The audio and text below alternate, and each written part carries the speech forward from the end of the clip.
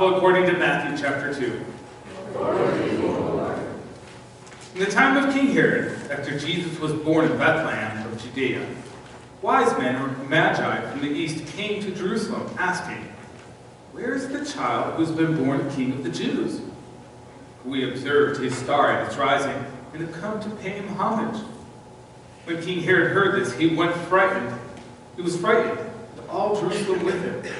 And calling together all the chief priests and scribes of the people, he inquired of them, where was the Messiah to be born? He told him, "In Bethlehem of Judea, for so it has been written by the prophet, and you, Bethlehem, in the land of Judah, by no means least among the rulers of Judah, for from you shall come a ruler, who is to shepherd my people Israel." Then Herod secretly called for the wise men / magi and learned from them the exact time when their star had appeared. Then he sent them to Bethlehem, saying, "Go and search diligently for the child, and when you have found him, bring me word so that I may also pay him homage." When they heard the king, they set out, and there ahead of them went the star that they had seen at its rising, until it stopped over the place where the child was. When they saw that the star had stopped, they were overwhelmed with joy. And entering the house, they saw the child with Mary, his mother, and they knelt down and paid him homage. They worshipped him. Then they opened their treasure chest, and they offered him gifts of gold, frankincense, and myrrh. And having been warned in a dream not to return to Herod, they left for their own country by another road. The Gospel of our Lord. Praise to the Lord. Please be seated. This year during Advent, we're doing something a little bit different. Normally, there's always a set number of readings and themes for Advent, and we are supposed to, according to the liturgical church calendar, wait until December 25th, and then the Christmas season begins. And we read the Christmas stories and sing Christmas hymns and do all that other stuff. The problem with that is that during this time of year, our culture is already celebrating Christmas. We're already hearing Christmas carols on the radio. We're already thinking and preparing and getting ready for Christmas. There's signs and Christmas specials all around us. And so for our culture, Christmas season has already begun. And by the time December 25th rolls around, quite often we're already sick and tired of it all, and we're ready to move on. And what happens is when we only wait till December 21st to begin celebrating Christmas in the Christmas liturgical season, often our hearts just aren't there. We've moved on. We're ready for New Year's. And we oftentimes, because of the busyness, because of this weird setup, miss out on Christmas. So this year, we're looking at the Christmas texts and the Christmas stories, and we're singing some Christmas hymns during Advent, and that's okay. We're doing that so that we can somehow connect with those original people who participated in the Christmas story and recapture some of their awe and their wonder and what was going on, so that we too can look at the Christmas story in a new way. Too often the Christmas stories become very rote. It's so familiar to us that it's easy for all of these words and this music to go in one ear and out the other and not even really touch our hearts or our minds. And so we want to look at these stories afresh, to dig into them and find out how can these stories of the people who first experienced Jesus help prepare our hearts for Christmas. Last week we looked at the story of the shepherds, and we discovered two important things. One is that we as normal people are invited to participate in this story. It's not something that's happening apart from us. We are supposed to be active participants in what's going on. And the second truth that was so astounding to us is that the Christmas story is disruptive. It's supposed to be inconvenient. It was inconvenient for everybody when they experienced it the first time, and it's supposed to be convenient in our lives. It's supposed to interrupt and make a mess of things in our lives.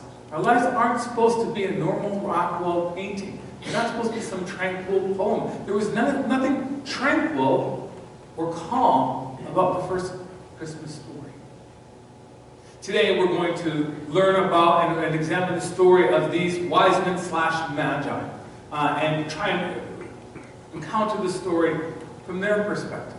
So today we're going to have we have a guest who's going to come. One of the wise men is going to come, and he's going to share with us a little bit from his perspective of how he experienced that first Christmas. What child is this? Yes, that is the question. question. What child is this? That single question was the driving force behind our lengthy journey. We had to figure out what child this is. And I know. My friends, we have been called wise by many of the people we encountered along our journey, if even for a brief moment. I hesitate to give much credence to their judgment. But it is known, or it should be known, that knowledge is acquired by keeping one's eyes open and mouth shut. So, may I suggest that you keep your mouths closed and your ears open, and I will, to the best of my ability, answer your question as clear as I can. 1, we did not stumble upon this child. No, we found a needle in a haystack. And how did we find this needle? We followed the star. I know. To many, that would be considered a fool's errand, but we are no fools.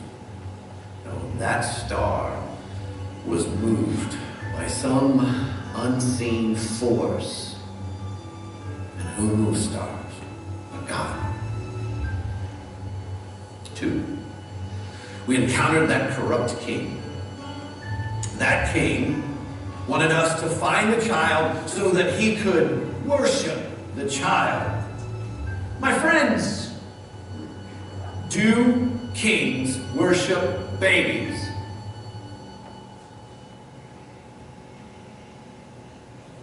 No. Kings defend their thrones. And that king, that Herod, is a ruthless and cruel despot. It doesn't take a wise man to discern that. And that king felt that this child was a threat. And mark my words, that child is a threat to all who are cruel and ruthless. And 3,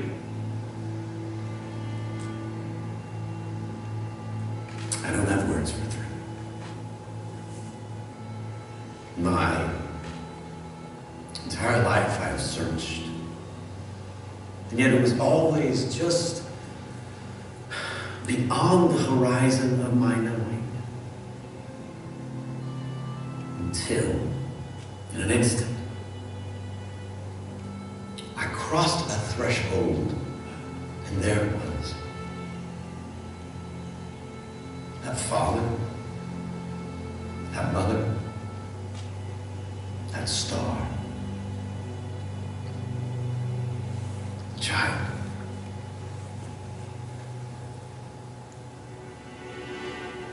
It was all there. All my searching, all my studying, it was all right there. All in that child.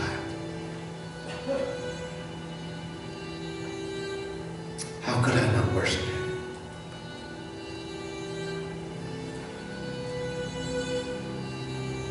I didn't search no more.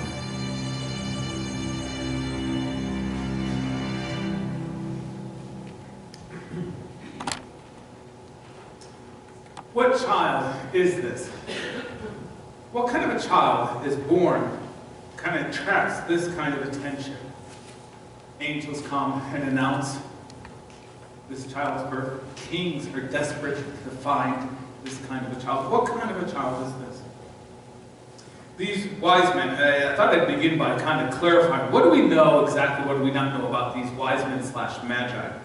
What do we know? We know that they were not kings. We also know that there weren't 3 of them. They were from someplace east of where Jesus was born, someplace in the Arabian Peninsula. And they were most likely astrologers or magi. We don't know for sure what they were, but they were the type of people that were well-educated, fairly wealthy, and they looked to the stars to find information or signs about what was going on in this world. They traveled a long way, walking, and they were seekers. In fact, I would think that that was one of the first things that they had in common with this child that they discovered, because this child, as God coming into this world, was also seeking something. But these men were seekers. These magi, these wise men, they were seeking something. When was the last time you wanted something so desperately that you were willing to go on a journey and walk across a desert, spend about 6 months traveling on very small rations, only without knowing where you were going, but just trying to rely upon figuring it out as you go? Anybody ever done that? Anybody ever seeked something or sought something so desperately that you were willing to do that, to leave your family and your job and your income behind, as well as to travel walking across the desert with some very valuable gifts, just in the hope that you were going to find something you didn't know what, and you wanted to be prepared to give it a gift? These men were seeking something, and it was of value. It was something incredibly important to them. And I would wonder, they probably didn't understand who Jesus was when they first met him. I wonder if they ever found out just how much Jesus was like that. How much Jesus was seeking out things that were lost, people, seeking relationships with people, wanting to repair something. But these men, this was important to them. They were seeking something that was valuable, that was a treasure. They didn't know what they were looking for. And so as I was thinking about this Christmas season, I wanted to ask ourselves the question, what are we seeking desperately this year? What do we want to see happen during Christmas, during the holidays that are upcoming? Are we seeking a perfectly decorated house? Are we seeking the best possible party that we could attend? Are we seeking to give the best, the most incredible gift, or receive the most wonderful gift? Are we seeking a healing? Are we seeking a job? Are we seeking forgiveness? A restored relationship? What is it that is on our heart that we are looking for to happen this Christmas? Matthew, all throughout his gospel, his presentation of who Jesus was, he picks up on this theme of a treasure and how what we desire most, our treasure, how it leads our hearts and our minds and influences how we make decisions. The parables that he shares, the stories that he keys on, kind of follow this theme about what is your treasure? What is it that you want most? And so I don't think it's coincidental that he's the one that includes the story. These three astrologers / magi / wise men, these men, whoever number they were, I don't think it's a coincidence that he decides to include this story, because they had a treasure that they were seeking. And they were bringing something just to be able to worship it, to bring gifts, to do what they could within their own culture to say, this is so important, I want to find it. So what are you seeking this Christmas? What is on your heart?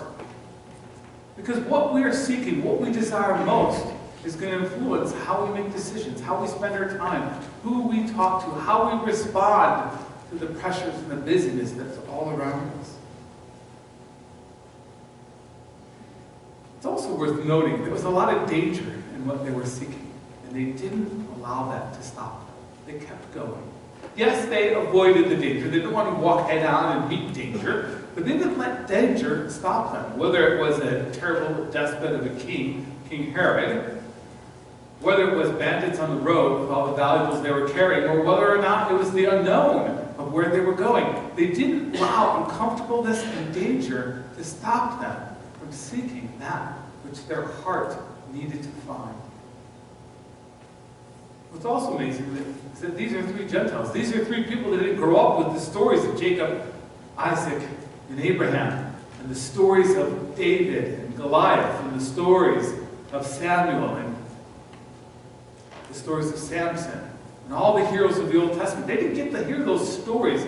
They didn't know God, but still in their hearts they knew they were seeking something. It was something that they wanted to worship, and that's what they did. So they become the first Gentiles to worship Jesus. I think it's important for us to take time to ask ourselves a question. What do we want most to happen this Christmas season. And is encountering God anywhere on that list. The other thing that stands out besides the fact that they were seeking something in this Christmas is that they were listening to God. They were listening. They were looking for something, but they were also listening to find out what God was saying to them. And in fact, if you look at the whole of the Christmas story, it's amazing how many different ways that God is speaking. God is speaking obviously through angels, right? We've discovered that. But God is also speaking through nature, through stars. God is speaking through prophets. You know, Jesus is going to encounter, Mary and Joseph are going to encounter a number of prophets throughout this story. Jesus is speaking through relatives, the aunt and uncle of Mary, John the Baptist's parents, Elizabeth. God's speaking through them. God is speaking through various people. He's speaking through shepherds. He's speaking through animals. He's speaking through circumstances. It seems that as I look at this story, God is speaking a whole lot in a whole lot of different ways. And I think it's ridiculous for us to think that God has all of a sudden stopped speaking. Throughout this Christmas season, I am sure, I'm positive, that God is speaking to us as well.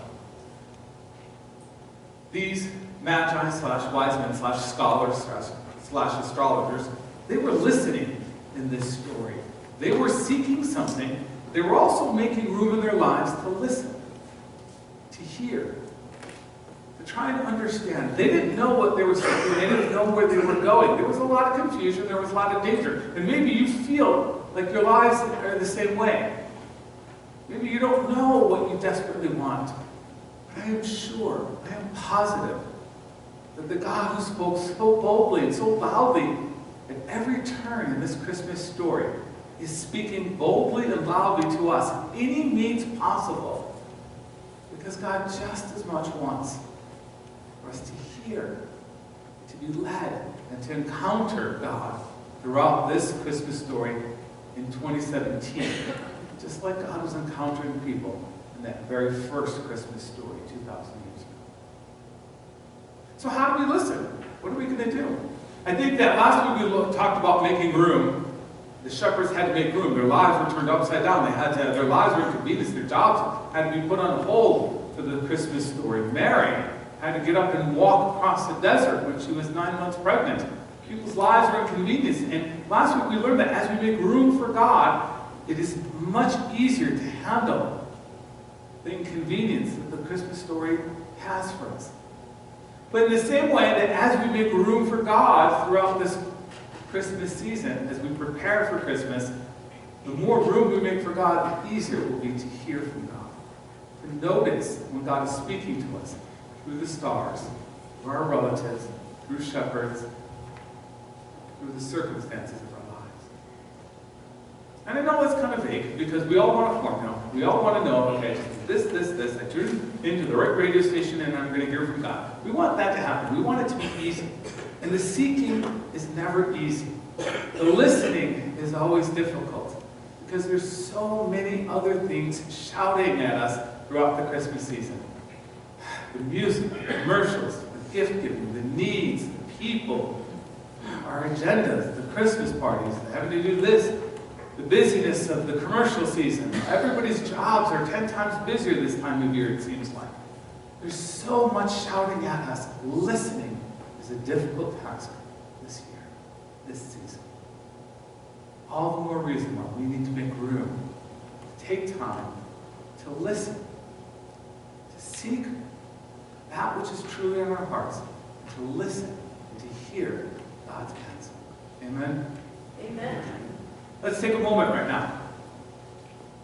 Take a moment right now. We're going to take about a minute and a half just to be silent and to listen. What is it that God might be saying to you? Bow your heads and pray.